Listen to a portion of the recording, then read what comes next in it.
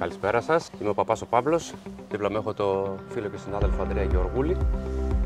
Θα σας ετοιμάσουμε σήμερα ένα ξεχωριστό, θα το έλεγα, φαγητό, παιδικές αναμνήσεις. Εγώ και σκέτο δεν τρώω, να ξέρεις. Καλά, εννοείται, σίγουρα. Θα το παρουσιάσουμε σήμερα μέσα σε τορτίγια με μια σαλτσούλα. Παίρνουμε μια τορτίγια, μπορεί να είναι αραβική πίτα, μπορεί να είναι κυπριακή πίτα. Αυτό είναι στην ευχέρεια του καθενός. Εμείς θα τη ζεστάνουμε λίγο στο τηγανάκι, δεν θέλει λάδι. Απλά τη ζεσταίνουμε ελαφρώς, δεν θέλει τίποτα, είναι ψημένη. Θα τη ζεστάνουμε λίγο. Αν τα έχουμε βάλει τα κεφτεδάκια στο φούρνο, τα βγάζουμε, εμείς θα τα βάλουμε στο τηγάνι. Θα προσθέσουμε τα κεφτεδάκια, θα βάλουμε και λίγο λαδάκι.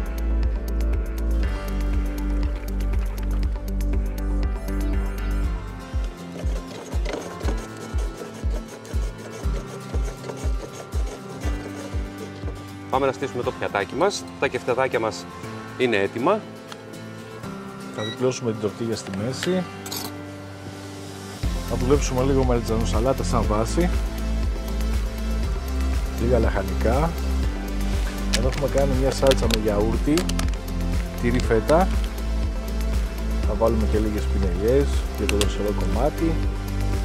Θα πάρουμε τα κεφτεδάκια μας. Έχουμε περάσει λίγο κρεμμυδάκι στο τηγάνι, λίγο κουκουνάρι και αφού πάμε για καλοκαίρι θα βάλουμε και λίγες φλίδες από αγκούρι. Πάμε για καλοκαίρι.